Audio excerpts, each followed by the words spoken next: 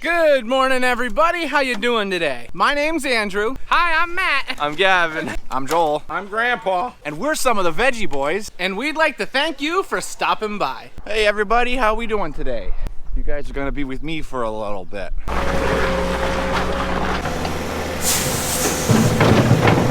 Why is this fertilizer blue? Are you trying to kill us all? No, it's coated so that it doesn't evaporate up into the air. When the sun hits it, it'll evaporate up into the air, the nitrogen. So it's coated to keep it there until it rains. It does look pretty neat, doesn't it?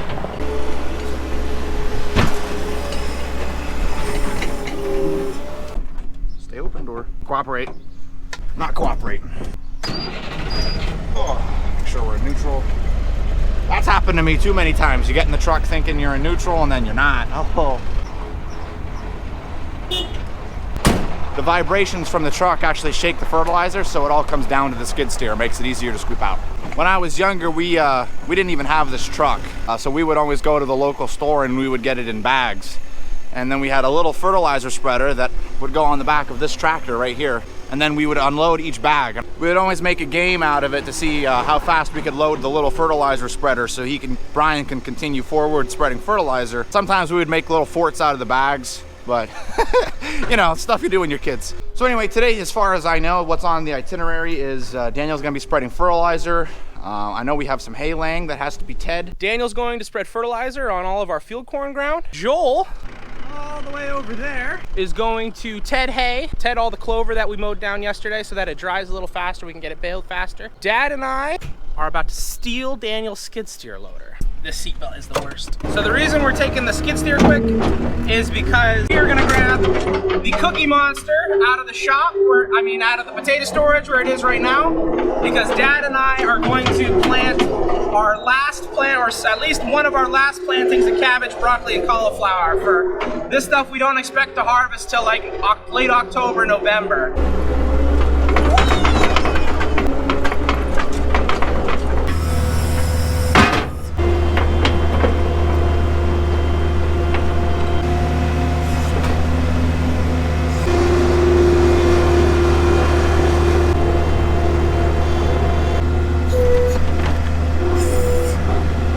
We're out here because something very exciting is happening. This is the first harvest of the year. He's picking some butterhead lettuce right now. Look at this stuff, gorgeous. Dad's picking some smaller ones because we're just picking the first ones that are available. Not all of it's ready yet, so we can see our red leaf lettuce over here. Needs to get a little bigger. Dad picked some of the bigger ones of that too. You know, being the camera guy is not all bad. Normally I would have had to carry that stuff back to the truck. Yeah. I don't know what I'm gonna do today. Normally I just blame the camera guy for everything. Look at that beautiful romaine lettuce coming. It's not quite making a head yet. So the first thing we do when we get back with leaf lettuce especially, we fill up a tub with water and we soak the lettuce in the water. And we do this for two reasons. One, it helps clean the lettuce, gets any dirt that might be on it off. And secondly, it chills the lettuce down to a colder temperature because it brings the temperature down a lot faster than if we were just put it in the cooler. Once that temperature gets brought down, the lettuce stays a lot crisper and a lot fresher for longer. If we had just put it straight into the cooler, it would get wilty and a lot softer and it doesn't look as nice. Good afternoon, everyone. It turns out the Cookie Monster was just brought out of retirement. We brought the Cookie Monster out of retirement because we are seeding our last planting of cabbage.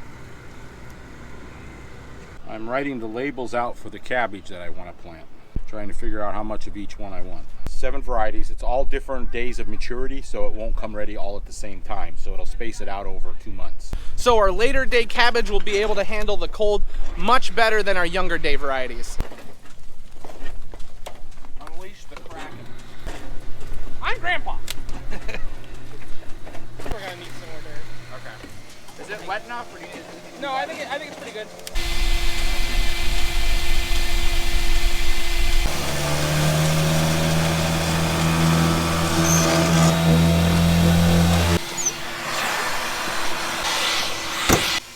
Where would you like them put, Dad? Up top? Yep. On the plastic or on the middle table?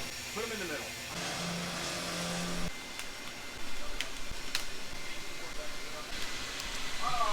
So our first two varieties we've got finished is a Savoy cabbage and then a Chinese Napa cabbage. I think you did 10 and then you did Matsuma.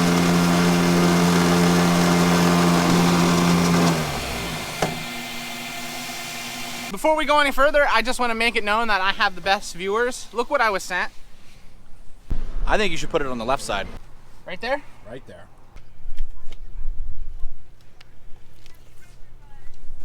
There we go. It's glorious. We've needed to put that on there for quite some time. It looks so good. My wife bought me this hat. To protect him from the sun. That's why Joel wears sunscreen. It's the perfect Decepticon. We're finishing up the last of the Megaton variety. This is a nice sized cabbage. It's kind of a younger day. So we've got about, I think, 15 trays. About 1,500 heads of cabbage worth of Megatron. You got me saying Megatron. We've got about 15 trays, which is 1,500 heads of cabbage of Megaton.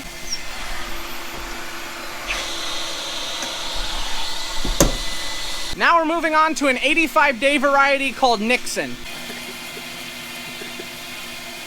We just got finished with our Nixon variety. Now we're moving on to a variety called Cheers. So one big question I get a lot is, why are the seeds so many different colors? Like, these seeds are blue, and that's because these seeds are treated with a fungicide. And the main reason for that fungicide is to stop the seeds from molding. These seeds are packed in the packets, and then they're set on a shelf. And if you were to just put them in there, there was a chance that the seeds could start to mold. So that's why they have that treatment on there. Next variety is Taurus.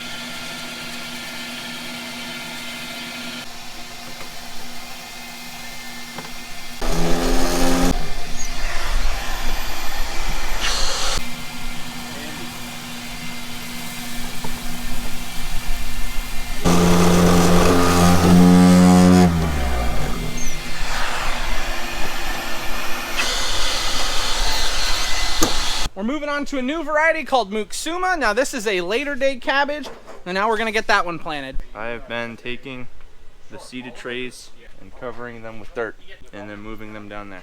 Now each one of these trays is 100 seeds each. That was the last of the cabbage that we had scheduled to plant today. Then we're gonna be moving on to broccoli. We have 3 varieties here: Green Magic, Imperial, and Emerald Crown. And then we also have some cauliflower. We've got 3 varieties of that: Twister, Charm, and Aquarius. Where did Lefty go? He bailed.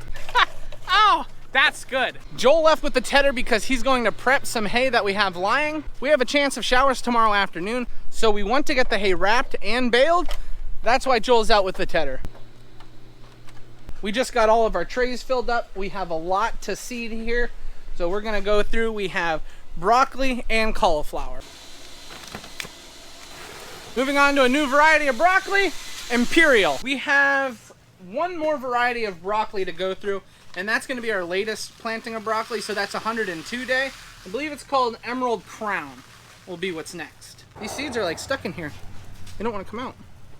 I think they're static. Come on. Well, before I go any further, I'm going to talk a little bit about this machine. This machine right here is a vacuum seeder. Right below the machine we have a motor, and this motor allows us to use an exhaust and a vacuum. And the neat thing about this machine is it has all different types of plates that you can put on. Right now we have a 98 cell tray plate. Up on top we have a 512 tray, which is one that we use quite often. And we even have 48 cells and 72 cells. And just so you understand, when I'm saying cell, I mean each one of these little plugs. And that's how we get so many plants started right here on the farm. We don't have to buy in any vegetable plugs because this machine allows us to start them all from seed. And a lot of you have seen that machine in action over the past couple months, but I wanted to go into a little more detail to help you appreciate what it does. You guys have seen me do it a number of times. I dump the seeds on, I make sure it's set up to vacuum, and then when I flip it, I put the exhaust so it'll actually blow the seeds right into the trays. And then when I flip it back over, I clean it off. I make sure there's no dirt on here because we don't want these holes plugged. And then I put it back on vacuum. We've had this machine for probably 20 years, and the individual who had it before us probably had it for 30 years. So it's probably about 50 years old. And it still runs like a dream. It's a Vandana seeder.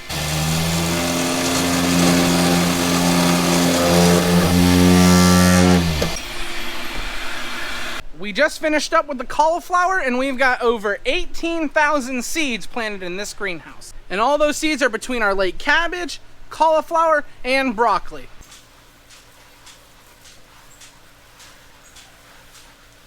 Now, something you have to be very careful about, because we only put a thin layer of dirt over the top of our trays, is when we water them, you want to make sure that you don't push the seed out.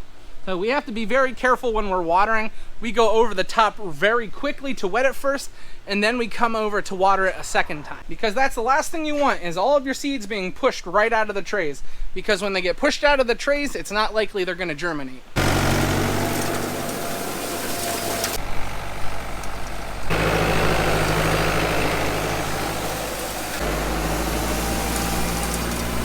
The other day we mowed down some grass hay that we had for the horses, and normally we would square bale it, but we have so much grass hay coming in for the horses that we're trying a new method. We're gonna wrap it and then we're gonna try and store it.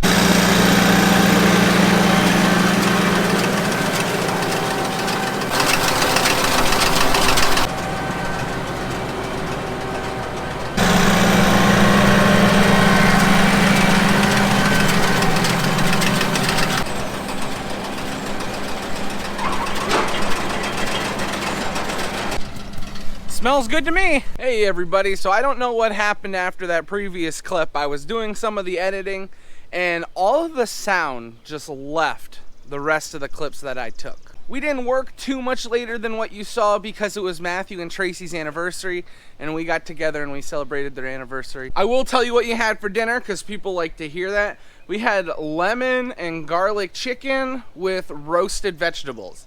It was really, really tasty. So now this morning I'm gonna take Lauren to one of her scheduled doctor's visits. So this is where we're gonna end the video today. I wanna thank everyone for watching and I hope to see you next time. Bye-bye.